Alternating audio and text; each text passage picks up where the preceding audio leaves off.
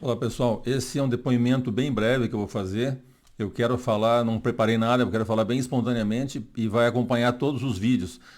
Na verdade, é para que a pessoa que esteja vendo os vídeos tenha em mente que não partiu de mim, né, o desejo de estudar esse assunto, de largar tudo que eu faço, né, e de fazer só isso, né, e de falar para o mundo isso. Na verdade, não. Foi um chamado de Deus. Mas o que eu quero destacar é que durante todo o processo, durante 7 anos, né, Deus me dava os textos, né, todos eles, eu estudei todos eles. Quando eu esgotava o estudo, que não tinha mais como entender, eu tinha pego todos os textos que ele me deu, cobria todo o assunto, né, de cada assunto, eu estou falando especificamente de cada assunto, né, ele cobria todo o assunto e eu não conseguia, então ele me revelava aquilo que eu não conseguia. Tá? Aí que ele me revelava, senão ele só me dava os textos. E eu ia, quando chegava num beco sem saída de novo, ele me revelava aquilo. Então, assim, foi um processo longo de 7 anos para que eu compreendesse tudo que eu compreendi da escatologia, mas isso não estava em mim. Não vem de mim, a capacidade não é minha, eu não teria como descobrir isso sozinho, porque é extremamente complexo, né? São 2.000 anos de, digamos, de distorções em cima do texto que não tem como um ser humano sozinho descobrir, né? Então o mérito é de Deus, né? A Ele cabe todo o mérito, toda a glória, toda a honra, né? Todo louvor, né? A mim só o cobri de vergonha, porque eu, como eu sou homem, sou pecador, né? Sou falho, né? Então não vou conseguir passar tudo que eu gostaria de passar, mas vou me esforçar para fazer o máximo, tá? Mas eu gostaria que você tivesse isso em mente. É aquilo que Deus passou para mim, não vem de mim, tá bom? Um abraço então, tchau.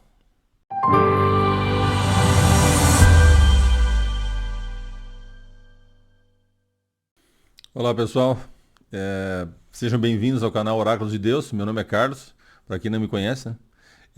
Eu gostaria de lembrar a vocês que, como esse canal é dedicado a falar sobre aquilo que Deus me deu, é, ele não permite que eu impulsione o canal. O canal não tem essa conotação, né? O canal tem que fazer um crescimento normal, natural. O crescimento natural dentro da plataforma, vocês sabem, como a gente pode crescer e fazer com que esse canal atinja mais pessoas. Se inscrevendo, ou compartilhando, né? Dando like ou dislike, né? Você gosta ou não gosta, dá na mesma. É importante que eu saiba que você, porque você interage comigo, e eu vou saber que algumas pessoas não estão gostando e o que eu posso mudar, enfim, né? Goste ou não. E o canal entende que isso é relevante, porque as pessoas estão se relacionando, estão interagindo, né? E o sininho de notificação, lógico, serve para você não precisar ficar olhando, você vai receber a notificação quando tiver coisa nova, né? Toda semana eu estou lançando ou pelo menos um, né? Às vezes dois, três. Então, seria essa forma só que você pode contribuir para que o canal, se você acha relevante o conteúdo, que ele atinja muito mais pessoas, né? Tá bom? Então, o estudo de hoje, ele é a primeira parte, depois vai ter a segunda parte. A primeira parte, eu vou falar sobre o terceiro templo, né? Nas duas partes, né? Na primeira e na segunda. Mas agora eu vou falar sobre o terceiro templo, de um aspecto introdutório, para que a gente tenha noção do que acontece com o terceiro templo. Qual é o terceiro templo? Por que eu dei o título de terceiro templo? O terceiro templo significa o seguinte: teve dois antes, né? Só isso. O primeiro templo quando foi? O primeiro templo, ele foi construído por Salomão. Salomão começou, tem duas formas de contar as datas ali, que dá diferença de 7 anos. Mas eu vou pegar uma, né? É de 766 antes de Cristo, desculpa, 966 antes de Cristo, né? E ele acabou em 959, foram 7 anos. Ele acabou o templo, né, de Jerusalém. O primeiro templo, aquele foi o primeiro, construído por Salomão. Até então só tinha aquele o tabernáculo que veio no deserto, aquela coisa toda, né? Então não tinha um lugar interessante. Ele fez um belíssimo templo naquela época. E, e esse foi o primeiro templo, tá? Mas o primeiro templo, ele durou até 586 antes de Cristo. Então ele foi destruído pelos babilônicos, tá? Então os babilônios destruíram o templo em 586, aí ficou um período, né, sem templo, em mais ou menos acho que 515, né? o templo foi terminado, depois quando ele foi reconstruído, mas bem mais simples. Tá? Esse templo, ele foi depois com Herodes o Grande, né? Ele começou a embelezar o templo lá por 19 antes de Cristo. Ele começou a fazer uma reforma, mais uma reforma, né? Uma reforma tão grande que ficou irreconhecível, né? Eles fizeram um esquema, ele foi fazendo pelas beiradas, pelos lados, né? Ao redor e tal, até que quando chegaram no centro, ele planejou o mínimo possível para que o templo não funcionasse, a pedido dos judeus. Então eles conseguiram fazer num tempo recorde aquela parte, aquele miolo ali onde era realmente o templo, né? Substituir as paredes e tal, os fundamentos, mexeu em tudo, né? Fez uma esplanada gigantesca, né? Que é uma coisa muito grande, em torno de 500 metros, né? Uma diferença pequena, dá perto de 500 metros de comprimento, né? E de largura, não lembro quanto. É muito grande. E tudo isso cercado, né, murado, então com vários portões, é uma coisa interessantíssima, né? Esse é o segundo templo, tá? Então o primeiro templo foi de Salomão.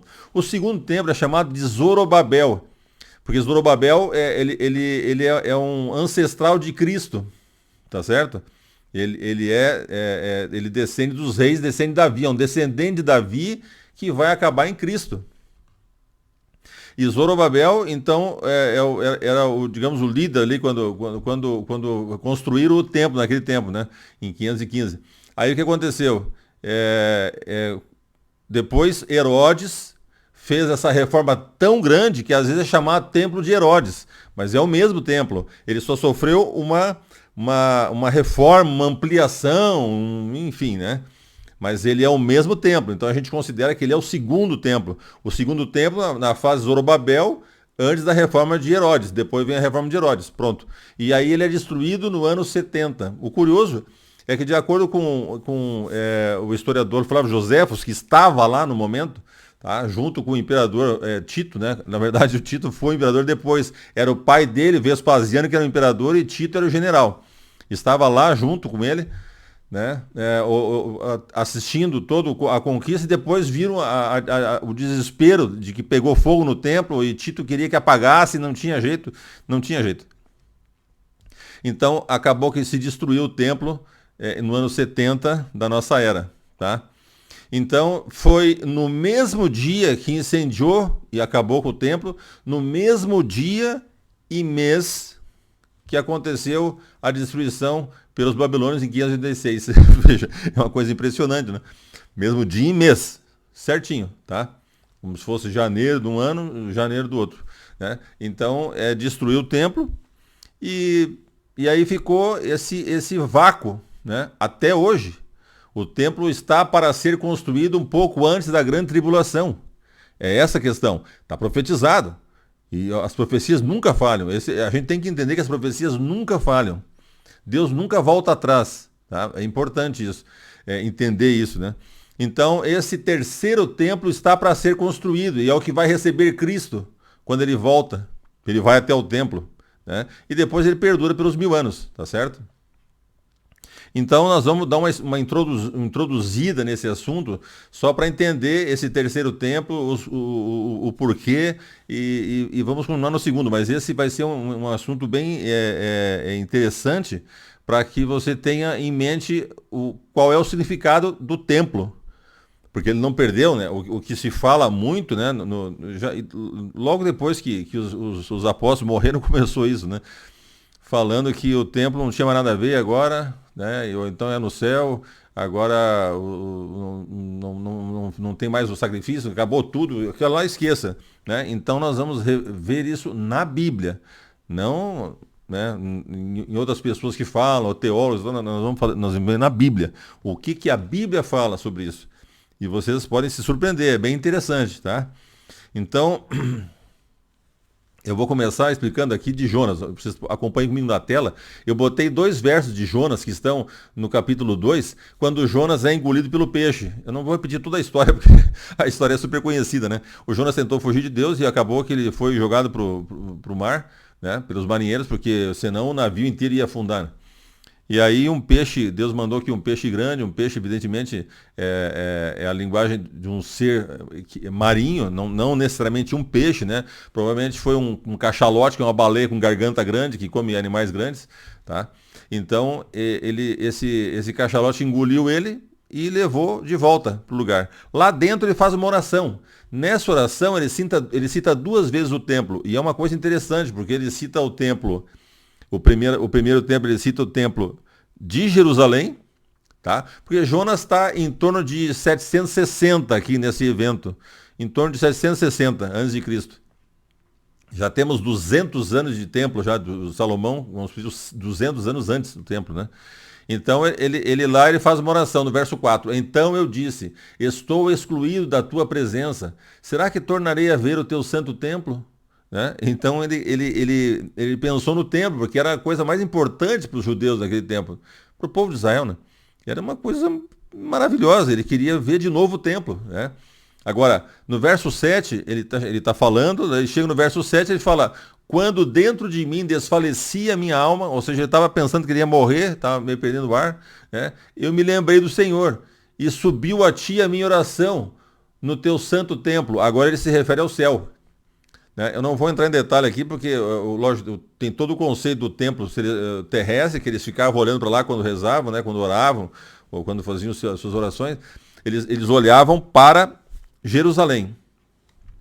Isso não quer dizer que Deus não estivesse também no céu, né?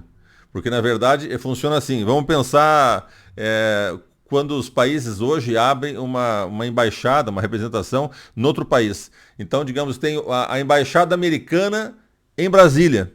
A embaixada americana em Brasília, se você entrar lá dentro, é solo americano. É solo americano. É um pedacinho dos Estados Unidos lá. É o que acontece no templo terrestre, né? No templo de Jerusalém, ele é uma embaixada, né, de Deus, porque nós vamos ver durante os estudos, vocês vão entender o que eu estou falando. É a casa de Deus. Então você está numa embaixada, pisou, é terreno sagrado lá dentro. Não é qualquer lugar, certo? Por isso que é complicado ser invadido, ser destruído. É só quando Deus permite, senão a coisa complica. É esse o problema. Tá? Então, ele menciona as duas coisas aqui, né? Se ele está orando na baleia, não tinha como se virar para lado nenhum. Ele está orando só para Deus, lá do fundo do mar. E ele sabe que Deus está no céu, né? Mas ele não quer dizer que Deus é onipresente, ele está em qualquer lugar. E o trono dele é móvel, né? Ezequiel viu, por exemplo, o trono dele em vários lugares lá na Palestina. Então, veja, onde Deus vai, tem o trono dele. Mas tem o lugar onde é esse trono, como tem os Estados Unidos, né? Se você for nos Estados Unidos, tem a Casa Branca lá. Está lá o presidente. Mas se você for na embaixada em Brasília, está lá um representante do presidente. Mas lá é solo americano. É esse o problema. É mais ou menos isso, tá? Então estava lá o sacerdote, tudo, e de vez em quando aparecia a glória de Deus quando ele queria, né? Porque ali era o lugar dos pés dele. Nós vamos ver hoje no estudo, tá? É nesse sentido, então. Então vamos ver ali Lucas 2,49. Começando com Jesus, né? São dois trechos que nós vamos ver o que Jesus fala. O Lucas 2,49 diz o seguinte: ele respondeu: por que me procuravam? Não, veja, por que me procuravam? Para quem ele está falando? Está falando para a mãe e para o pai. Porque os judeus, eles só permitiam que as crianças fossem ao templo pela primeira vez aos 12 anos. Tá? Aos 12 anos, não podia antes.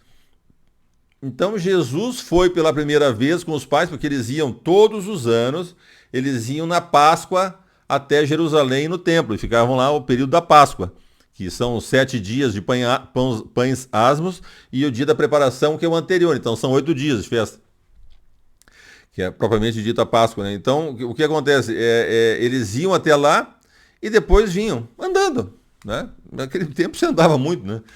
Então, eles andaram, quando eles foram embora, depois que acabou a Páscoa, eles foram embora a pé e distância de um dia. Eles caminharam um dia inteiro para daí dar conta, mas onde está Jesus? Não sabiam onde estava. E começaram a perguntar para os amigos, parentes e tal, e ninguém sabia. Aí voltaram. Então, quando completou 3 dias, eles encontraram Cristo, né, que era 12 anos de idade, né, no templo com os homens da lei, né? E conversando, fazendo perguntas, né? E eles espantados com toda aquela sabedoria. É uma coisa extraordinária, né? Então depois que eles falaram que ele saiu de lá, mas por que você fez isso com a gente? Então, olha a resposta de Jesus. Por que eu não, veja, ele respondeu, por que me procuravam? Ou seja, eles não deviam nem procurar. Não sabiam que eu tinha de estar na casa de meu pai? E eles nem entenderam a resposta, né? Porque ele tava entendendo quem era ele, né? Pela primeira vez ali no templo, tudo. Então ele tinha que estar ali. Era importante que ele estivesse ali para marcar já o início, a inauguração de tudo, né? E eles não conseguiram entender, mas veja aqui o que ele fala, casa de meu pai.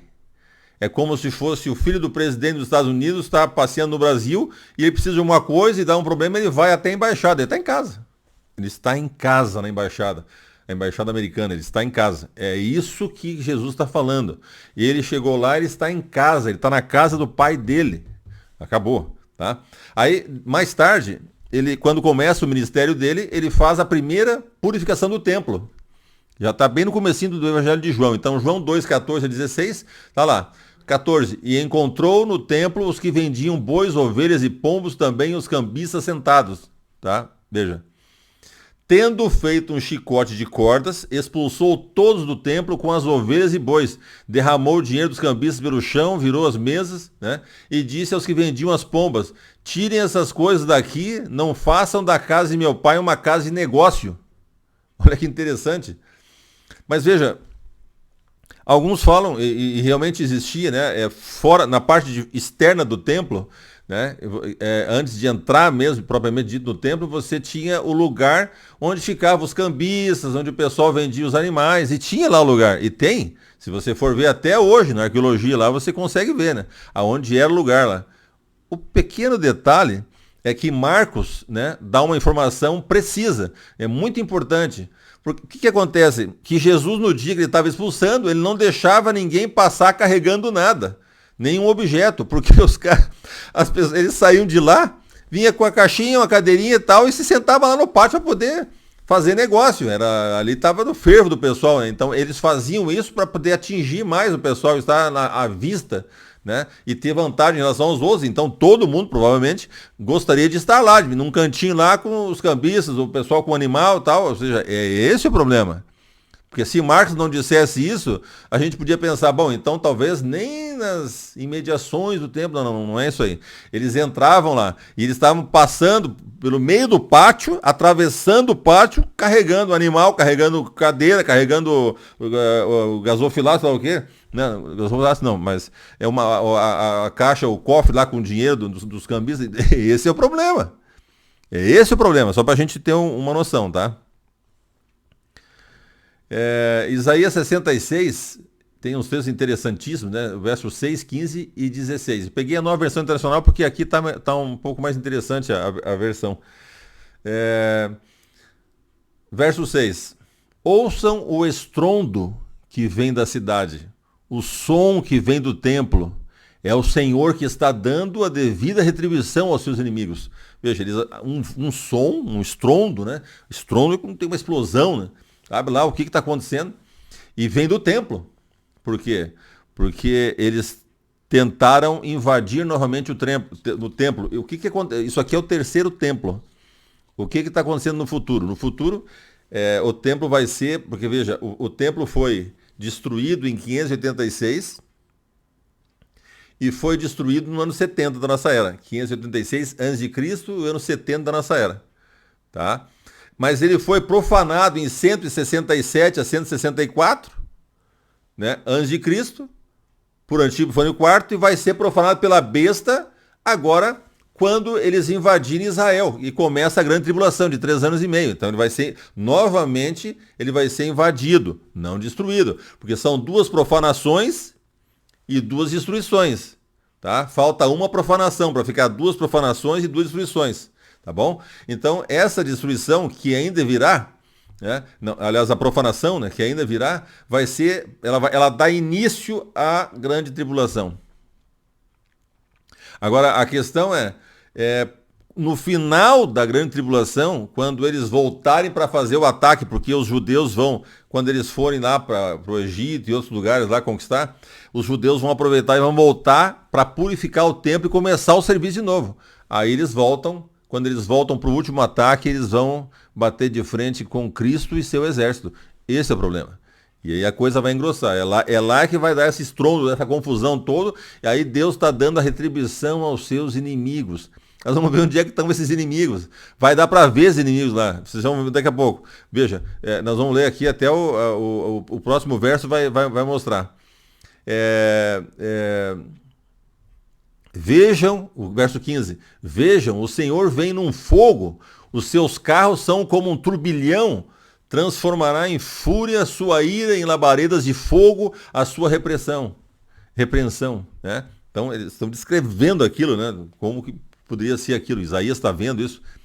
16, pois com fogo e com espada o Senhor executará julgamento. As Almeidas e outras traduções pode falar de juízo também, né? A palavra vai ser julgamento ou juízo. É mais juízo, né? Porque ele tá executando, né? Executando juízo sobre todos os homens. Não é toda a humanidade, né? A Almeida, a maior parte delas falam toda a humanidade.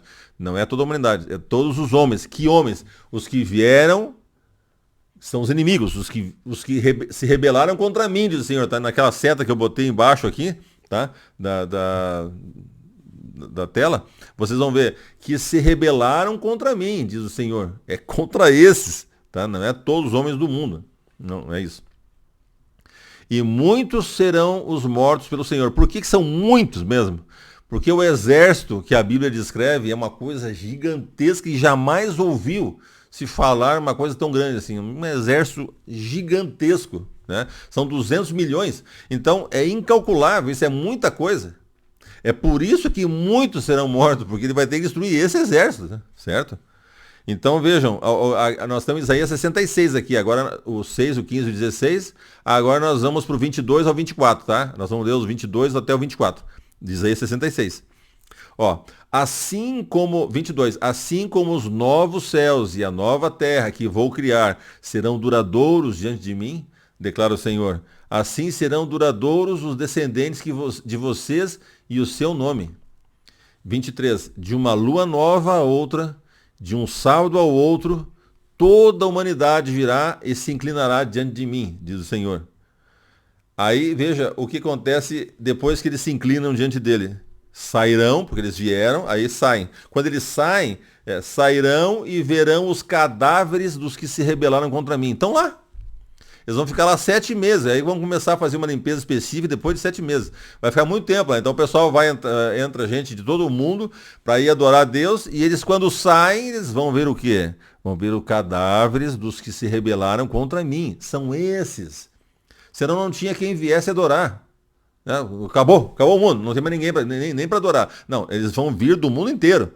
Porque os que ele matou são aqueles que se rebelaram contra ele, atacaram o templo dele, que é solo, como diz aqui nos Estados Unidos, é solo americano aqui em Brasília, né? A embaixada dos americanos, lá é solo sagrado. É o lugar de habitação da casa de Deus. Eles querem invadir a casa de Deus. Não tem como. Então, tem um limite, né? Deus dá a punição para Israel no começo da grande tribulação, e depois ele, quando satisfaz a vingança, ou seja, a retribuição, o que eles precisavam receber de punição, aí ele volta-se contra os inimigos. E é esses aí, que são muitos, né? Vão estar espalhados, jogados pelo chão como mato, né? E aí eles vão, depois que adorar, voltam e vão ver por ali ainda muitos meses, né? Até que se limpe tudo aquilo. É uma coisa grotesca, uma coisa terrível, né? Porque vai ser isso aí. Eles tentaram ir contra Deus, né? A coisa complica, né? Lógico.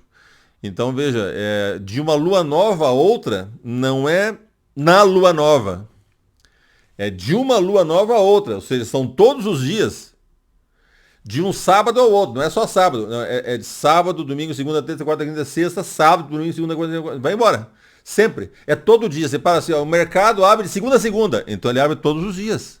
Tá? Porque quando acaba o último dia da semana, ele começa novamente o outro. Então é todos os dias. 24 horas vai estar aberto para adoração. Porque vem do mundo inteiro adorar a Deus. Tá certo? É assim que vai funcionar. Aí lá em Isaías 2 agora, né? Isaías 2, 1 a 5, tá? O verso 1. Foi isto que Isaías, filho de Amós, viu a respeito de Judá e de Jerusalém. Judá e Jerusalém, ali, onde está Jerusalém, onde tem o templo. Nos últimos dias, o monte do templo do Senhor será estabelecido como principal, será elevado acima das colinas, e todas as nações correrão para ele. Quando vai ser os últimos dias? Eu já expliquei isso aí, mas é muito complexo, porque tem várias formas de se interpretar, né, que são erradas, né? Ou seja, biblicamente, últimos dias são os últimos dias da história. Alguns acham que o último dia começou com Cristo, porque interpretam errado. É uma citação de Joel, que está falando do fim mesmo, lá do fim, mas tem uma prévia ali. Então não conta, já expliquei isso aí no outro vídeo. Mas aqui só para a gente relembrar. Então veja, esses últimos dias são os últimos dias antes da vinda de Cristo. Portanto, são 1260 dias. É a grande tribulação. São 1260 dias, 3 anos e meio. Então o que alguns fazem? Pegam os 1260 dias e põem anos. Não, anos está embaixo, é 3 anos e meio. Porque Deus fez isso como uma chave para fechar. Não pode mexer nisso. Certo? Se você falar em ano, é 13,5. Se você falar em dias, é 1260 dias. E se você falar em meses, é 42. Só isso, tá? Então não pode mexer nisso aí. Nos últimos dias, o monte do templo do Senhor será estabelecido como principal. Então, naquele momento ali que acaba a grande tribulação, ele será o principal, porque ele já foi defendido, já vai ficar super sagrado para o mundo inteiro, vai saber isso aí, porque todo mundo vai ver isso aí, né? O mundo inteiro vai assistir isso aí. Então todo mundo vai querer adorar no templo. Essa é mais ou menos o sentido, tá? O monte do Senhor, né? Isso aqui eu já vou ler daqui a pouco. Então, aqui quando fala o Senhor, está falando Yahvé, ou Yehová, né? Isso talvez eu faça um estudo, se Deus quiser que eu faça, né? Um estudo sobre a questão do nome dele, porque mostrando que Yahvé é de origem pagã e Yehová é de origem bíblica, né? É esse o problema. Então, isso é uma coisa complexa para explicar, porque tem que ver, vou mostrar para vocês quem propôs esse nome e o que ele fala sobre o nome, que é uma origem pagã. Então, é esse o problema. Mas aí isso dá um trabalhão, dá quase um estudo para estudar isso aí. A gente talvez faça um estudo, né? Então, vamos lá. Nos últimos dias, o monte do Senhor, né? O monte do templo do Senhor, templo de Yahvé, templo de Yehová, que seria o mais certo, né? Tá? Se tornará principal. Verso 3, virão muitos povos e dirão, venham, subamos ao monte do Senhor, ao templo de Deus de Jacó. Veja que aqui ele está fazendo um paralelismo, né? O monte é a mesma coisa que o templo, é uma referência ao templo, e o Senhor é o Deus de Jacó, dá na mesma, né? Então ele fez um paralelismo ali. Para que ele nos ensine os seus caminhos, e assim andemos em suas veredas. Pois a lei sairá de Sião, e de Jerusalém virá a palavra do Senhor. Portanto, lei e palavra do Senhor é sinônimo, e Jerusalém e Sião é sinônimo, tá? No paralelismo, certo? Então vamos continuar o verso 4 e 5 agora. Isaías 2, 1 a 5. Então a gente já viu o 1, o 2 e o 3, agora o 4 e o 5. O 4. Ele julgará entre as nações e resolverá contendas de muitos povos. Eles farão de suas espadas arados e suas lanças foices. Uma nação não mais pegará em armas para atacar outra nação. Elas jamais tornarão a preparar-se para a guerra. A não ser lá no final quando acabar os 1000 anos. Aí sim. Aí Deus vai permitir. Antes não. Então, durante 1000 anos haverá paz absoluta. Veja o verso 5. Venha, ó descendência de Jacó, andemos na luz do Senhor. Né?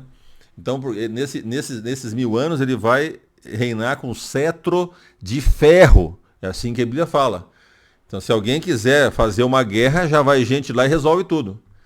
E já acaba com a comunidade lá no começo. Ele não vai deixar acontecer.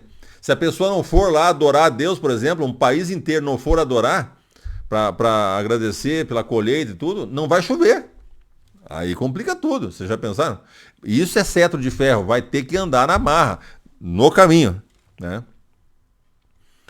Então, veja, eu queria fazer esse comentário aqui. Nos últimos dias, eu vou mostrar para vocês, que eu já mostrei, né?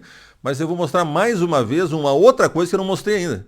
Tá? Vou mostrar mais um detalhe para a gente entender com relação ao último dia.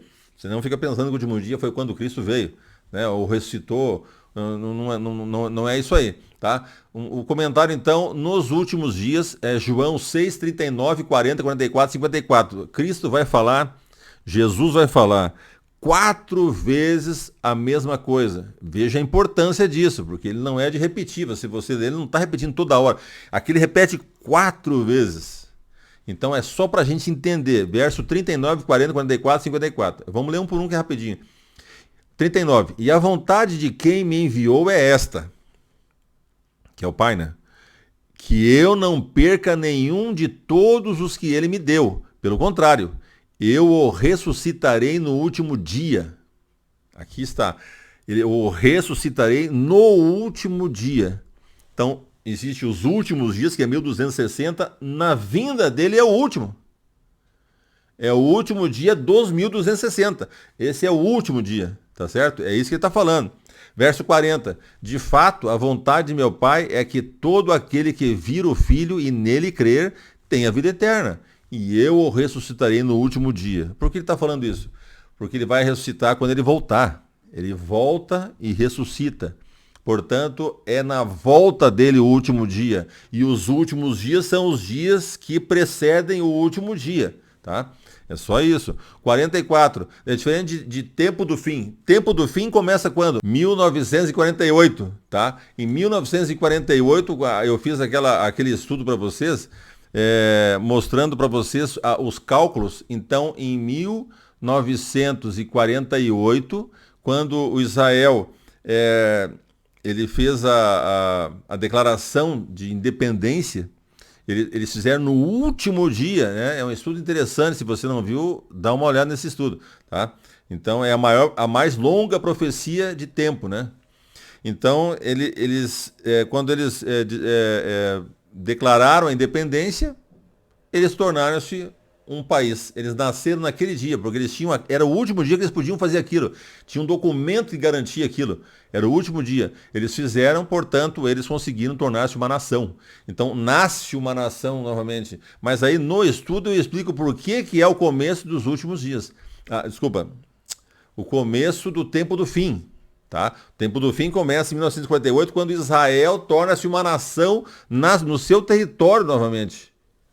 Agora, os últimos dias estão relacionados com os 1260 dias e o último dia é o da volta de Cristo, tá?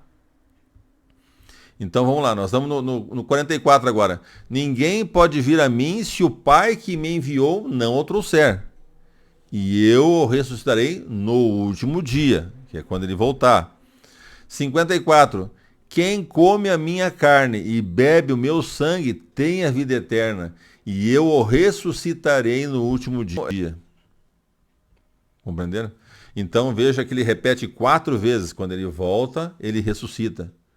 É esse o problema. Tá? Então o último dia é o último dos 1260, que é o último da grande tribulação, que é a vinda dele. A grande tribulação, ela termina na volta de Cristo, tá? Que é o último dia. É interessantíssimo isso. Ezequiel 43, 5 e 7. Vamos dar uma olhada aqui. É uma visão, né? Essa aqui, veja que é depois que Ezequiel narra a volta do povo de Israel para a Palestina. Eles voltam, né? Isso começa ali falando da terra no 36. No 37, eles saem digamos, do holocausto judeu e voltam para a terra. No 38 e 39, eles descrevem eles na terra e aí vem o ataque da besta. Depois do ataque da besta, quando são destruídos, então vem aí o templo, como vai ser o culto no templo, que é do 40 em diante. Então, Ezequiel 43, ele está descrevendo o templo de várias formas. Até mudança, por exemplo, que ocorreu no templo, o serviço diário, né? Uma das coisas era o sacrifício diário, né? Ele tinha um de manhã e um à tarde. Então, no novo templo, no terceiro templo, só haverá de manhã. Não haverá mais à tarde, tá? É uma diferença, eles vão fazendo diferenças, né? Tinha várias diferenças que ocorreram no sacerdócio, uma série de coisas nas leis, né? É interessantíssimo. Então ele está descrevendo aqui, ó. E o Espírito me levou, me levantou e me levou ao átrio interior, lá dentro do templo. E eis que a glória do Senhor enchia o templo. Quando que ela aconteceu isso de novo? Aconteceu quando lá no deserto eles construíram o tabernáculo. E quando eles dedicaram o tabernáculo, a glória de Deus encheu que ninguém podia entrar.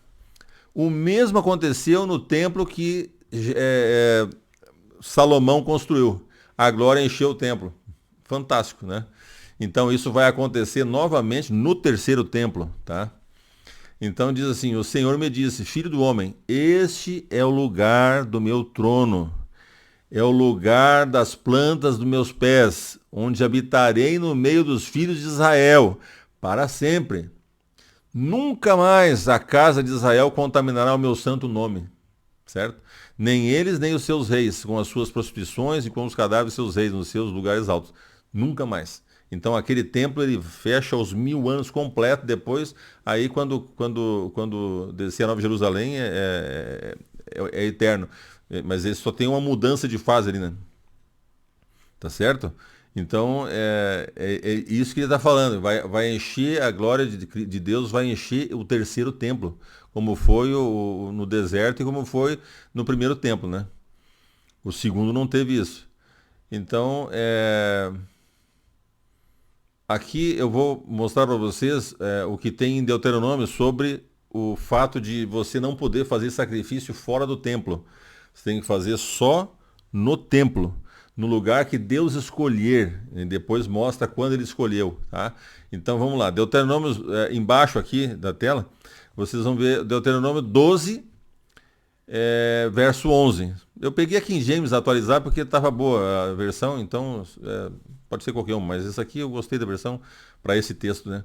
Não existe nenhuma perfeita, né? Aqui eu uso pessoalmente a Nova Almeida atualizada, mas uso qualquer outra, né? Não das boas, né? Muitas outras, eu uso umas 9 Bíblias. Eu uso em outros versos. Depende do verso, uma Bíblia é melhor que a outra, tá, né? Às vezes você tem que fazer isso, né? Para conseguir o melhor de todas elas. Então, lá embaixo, então para o lugar que Yahvé vosso Deus houver escolhido como habitação no seu nome, é que transportareis tudo que eu vos ordenei, vossos holocaustos, vossos sacrifícios, lá. O holocausto é porque é queimado inteiro, né? O sacrifício é só, a carne é assada, digamos assim. Os vossos dízimos, vossos dons nas vossas mãos e todas as oferendas escolhidas que tiver prometido com um voto a Yahvé. Tá? Deuteronômio 12, 13. Aqui é o verso 11, vamos para o 13. E depois vamos para Deuteronômio 16, 2, depois 2 Crônicas 7, 12. Fica atento a ti mesmo, não oferecerás teus holocaustos em qualquer lugar que te agrade. Não dá para pessoas, vamos naquele monte, lá em casa, perto. Não. Tem que ser lá no lugar que Deus escolher. Deuteronômio 16, 2. Sacrificarás como oferta de Páscoa ao Senhor, o teu Deus, um animal dos teus rebanhos, de bois ou ovelhas, no local que Yahvé escolher para a habitação do seu santo nome. Mais uma vez. 2 Crônicas agora. 2 Crônicas 7, 12. Então aconteceu que o Senhor apareceu a Salomão durante a noite e lhe declarou, porque Salomão tinha já construído o templo e dedicado o templo. Depois da dedicação e depois da oração dele maravilhosa que ele fez no dia da dedicação, à noite Deus apareceu para ele em sonho e declarou: eis que ouvi a tua oração e escolhi este lugar para mim, como casa de sacrifício. Ou seja, é o lugar aonde se fazem os sacrifícios, tá? É esse o problema. É só naquele lugar. Por isso que quando o templo foi destruído no ano 70, os judeus não fizeram mais sacrifício. Não pode fazer em outro lugar. É só por isso. Deus queria parar isso e ele parou com a destruição. Aí não tem como fazer mais.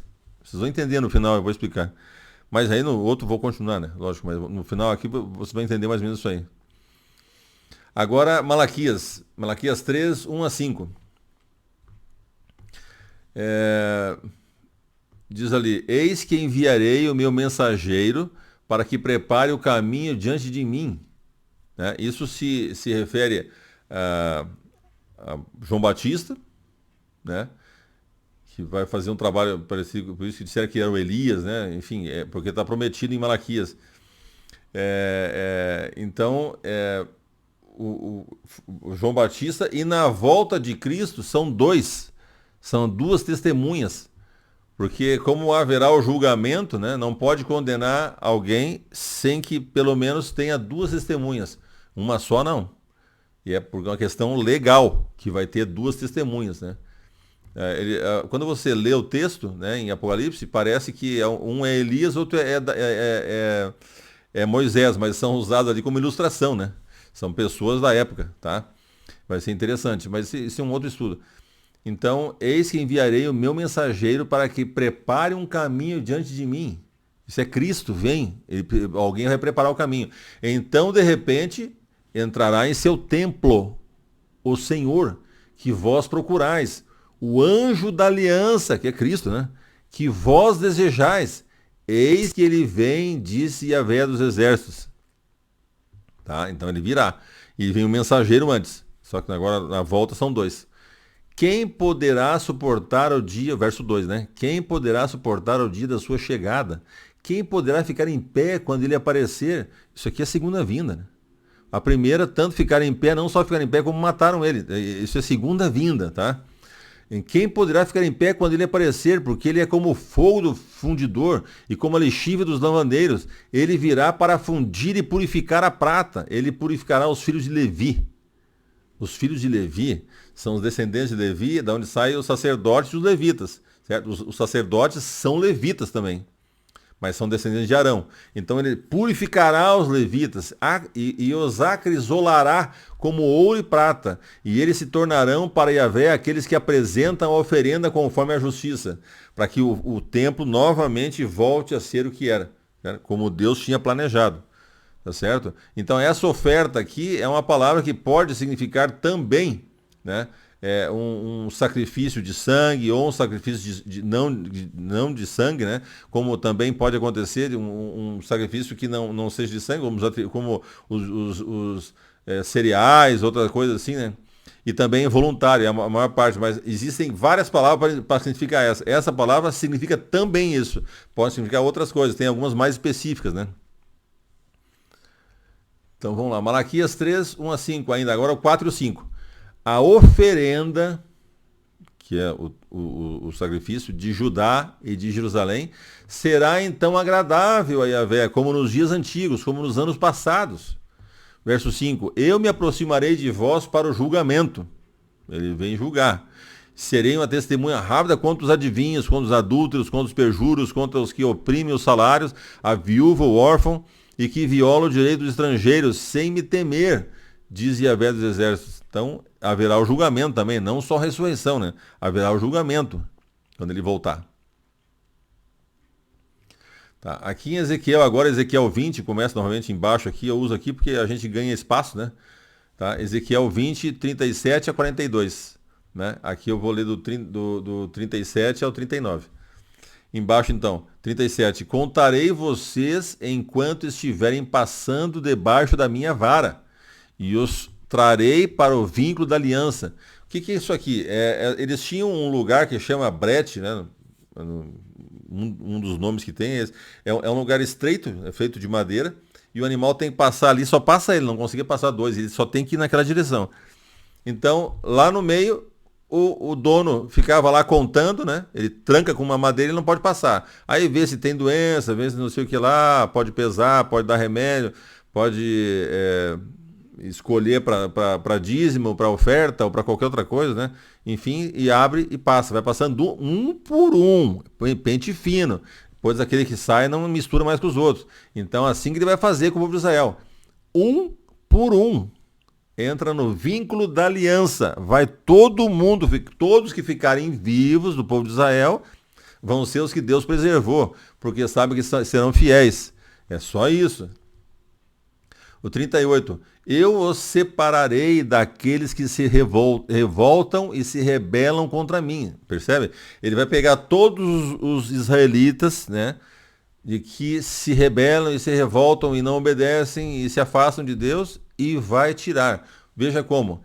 Embora eu os tire da terra onde habitam, em azul agora, eles não entrarão na terra de Israel, ou seja, eles não vão voltar para lá. É como ele fez quando saiu do Egito. Saiu do Egito, aquele monte de gente, mas eles se rebelaram contra Deus. O que aconteceu? Deus esperou 40 anos, morreu todo mundo, com exceção de Josué e Caleb, foram fiéis. Josué e Caleb entraram e todos os outros morreram. Aí ele entrou com o que sobrou, com os que cresceram e era o povo de Israel. Só isso, ele limpou, né? Vai fazer a mesma coisa lá. Só que lá não vai esperar 40 anos, né? Então vocês saberão que eu sou o Senhor.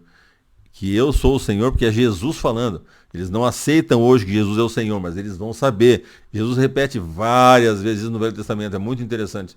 39. Quanto a vocês, ó nação de Israel, assim diz o soberano Senhor, vão prestar culto a seus ídolos, cada um de vocês. Mas depois disso, eu já li isso aqui, né? Só estou repetindo por causa a parte que interessa. Mas depois disso, vocês certamente me ouvirão e não profanarão mais o meu nome santo com as suas ofertas e com os seus ídolos. Tá? E agora o verso 40 até o 42. Então, 40 aqui embaixo de novo, né? Aqui. Portanto, porquanto afirma o Senhor, soberano Deus de toda a casa de Israel, sobre a face da terra, toda ela haverá de me adorar e cultuar no seu santo monte, no meu santo monte, no alto monte de Israel. Ali vos aceitarei e receberei com prazer os vossos sacrifícios. Aqui é uma palavra bem específica. Sacrifícios, as primícias das vossas dádivas, junto com todas as vossas ofertas sagradas. Certo? 41. Eu as aceitarei como incenso puro, aroma suave, quando eu vos fizer retornar de todos os países para onde foram expatriados, e vos congregar junto a mim. Então serei santificado em vós, à vista das nações. Todos vão ver isso, certo? Tá? Então, 42. Assim, pois, entendereis que eu sou Yahvé, o Senhor. Jesus falando de novo. Lógico que Yahvé, o Pai também é Yahvé, né? Mas tem sentido isso porque eles não reconhecem, vão reconhecendo. Quando eu vos fizer entrar na terra de Israel, na terra que jurei dar a vossos pais e antepassados. Então ele vai trazer o povo de volta. O povo teve que voltar para lá em 1948, porque eles têm que ser expatriados novamente durante a grande tribulação, para daí voltar novamente. Eles não tinham como voltar do lugar pela primeira vez, eles não tinham sido expatriados, não tinha o templo para ser profanado, não ia dar certo, certo? Então precisou cumprir isso tudo, eles voltam para lá, vão construir o templo eles vão ser atacados, o templo vai ser profanado, e aí as coisas vão acontecer tudo naqueles 3 anos e meio, tá? 42. Não, isso aqui eu já li, tá. Então, agora Isaías 56, 5 e 7, mas antes eu vou ler Marcos aqui embaixo novamente, tá? Aqui embaixo, Marcos 11, 17. Vamos ver Jesus falando e da onde ele tirou o texto. Isso é muito interessante, porque daí aí a gente contextualiza, tá? Então, Marcos 11, 17, Jesus está dizendo assim, também os ensinava e dizia, não é isso que está escrito. A minha casa será chamada casa de oração para todas as nações, mas vocês fizeram dela um covil de salteadores. Então não é isso que está escrito. A minha casa será chamada casa de oração para todas as nações? É isso que está escrito. Mas de onde ele tirou isso? Veja que onde ele falou isso aí primeiro. Ele falou isso aí naquele contexto em que ele estava purificando o templo. E é Marcos que fala que ele não deixava ninguém carregar coisa de um lado para o outro. Então, quando ele fala isso, ele diz, a minha casa será chamada casa de oração de todas as nações. Não é isso que estava escrito? É isso que estava escrito. Tá? Mas vocês fizeram dela um covil de salteadores. Então veja, da onde Cristo tirou esse texto? Ele tirou de Isaías 56, 5 a 7. Vamos lá, 5. Darei no meu templo e dentro das minhas muralhas um memorial. e um nome melhor do que os filhos e filhas. Darei a cada um deles um nome eterno, que nunca se apagará. Percebam que aqui ele está falando dos eunucos. Os eunucos, eles eram proibidos de participar do templo, do culto, porque eles eram castrados. Entende? Então veja, agora eles vão ser aceitos. Muda tudo. Né? Então, no verso 6, ele vai falar dos estrangeiros. Aos estrangeiros que se aproximam do Senhor para o servir e para amar o nome do Senhor, sendo deste modo servos dele, sim, todos os que guardam o sábado, não o profanando, e abraçam a minha aliança, também os levarei ao meu santo monte e lhes darei alegria na minha casa de oração. Os seus holocaustos, portanto, o sacrifício que queima até o fim, e os seus sacrifícios, aquele que só assa, né, serão aceitos no meu altar, porque a minha casa será chamada casa de oração para todos os povos. Então veja, Cristo tirou desse texto, o texto está dizendo que ele vai aceitar todos os povos, inclui até as classes que eram proibidas na época. O estrangeiro não podia passar de um certo limite, porque ele tinha o pátio das mulheres e o pátio dos homens, ele não podia entrar. Tinha uma placa lá, se entrar, ele é morto, é pena de morte. Então agora não, agora Cristo está falando que eles vão ser aceitos. Então se um estrangeiro, por exemplo, um brasileiro, que ficou nos 1000 anos, e quer ir lá fazer, ele vai fazer um sacrifício. Ele pode ir lá e vai ser aceito o sacrifício dele, sem problema, certo? Então por isso será para todos os povos, não é só para os judeus mais. Os judeus vão administrar, os levitas, na verdade, né? E vai ser para todos os povos, e Deus vai aceitar. Os que eram antigamente excluídos, agora vão ser aceitos, tá? Essa é a diferença no milênio. No milênio não vai ter proibição para o estrangeiro entrar. Se ele entrar dentro das condições ideais, lá, ele vai lá, faz o sacrifício dele e vai ser aceito. É essa a questão. Tá? E agora, Lucas 22, 13 a 19, a gente vai ler tudo na tela aqui, porque começa aqui embaixo de novo. Tá? Aqui. Lucas 22, 13 a 19... e indo, acharam tudo como Jesus lhe tinha dito e prepararam a Páscoa. Então aqui se refere a quando Cristo estava, antes da sua morte, ele estava ali na quinta-feira, né? Lembra que tinha Páscoa dupla. Páscoa que comemorava quinta e sexta, num calendário, e no outro calendário, sexta e sábado. Compreende? O calendário do Sanedrim, né, que era o Sinédrio, o oficial comemorava quinta e sexta. Sábado não era mais Páscoa. Quinta e sexta. Aí o calendário dos fariseus comemorava sexta e sábado. É o que João usa. E os outros 3 evangelistas usam o calendário do Sinédrio, de quinta e sexta. Isso é interessante, mas isso tem um estudo lá, eu já fiz e vocês podem olhar com calma. Mas aqui, só para a gente entender, então ele está dizendo assim, ó, vai lá e preparem a Páscoa. E eles foram e disseram, como Jesus falou, que tinha uma pessoa que ia carregando água lá, eles foram lá conversar com ele mostrou tudo onde ia ser. Eles prepararam toda a Páscoa, incluindo o Cordeiro Pascal, porque esse era o principal, né? O Cordeiro Pascal tinha que ser morto no templo, então tinha que ir lá no horário para marcar. Eles matavam os cordeiros da Páscoa entre 15 e 17 horas, mais ou menos, no nosso horário, né? Aí eles matavam no templo e vinha e preparava toda a Páscoa ali, com o suco, com o pão, com água, com tudo ali. Né? E aí quando chegou o momento, que é o 14, ó, chegada a hora, Jesus se pôs à mesa e os apóstolos estavam com ele. Tá tudo pronto, agora começou. Verso 15, ele fala assim, então Jesus lhes disse, tenho desejado ansiosamente comer essa Páscoa com vocês, antes do meu sofrimento. Veja que lindo, né? Ele estava assim ansioso para comer aquela Páscoa com eles antes do sofrimento dele, porque era a última. Veja, a última na terra. Vejam só. Pois eu lhes digo que nunca mais a comerei até... Opa! Então ele vai comer de novo. Até, certo? Até que ela se cumpra no reino de Deus. Portanto, quando ele voltar a segunda vez e estabelecer o reino, ele vai comer a Páscoa novamente. Porque vai voltar o sacrifício para o templo, tudo normal. Ele vai comer a Páscoa com eles novamente. Veja que interessantíssimo. É por isso que para ele era uma coisa especial aquilo. Verso 17. E pegando um cálice, depois de ter dado graças, disse, peguem e repartam entre vocês. Aí seria o suco, né? Verso 18: Pois eu digo a vocês que de agora em diante não mais beberei do fruto da videira, até que venha o reino de Deus. Então ele vai beber novamente o suco lá no reino de Deus, quando ele estabeleceu o reino na terra. Tá certo? Vejam, interessante.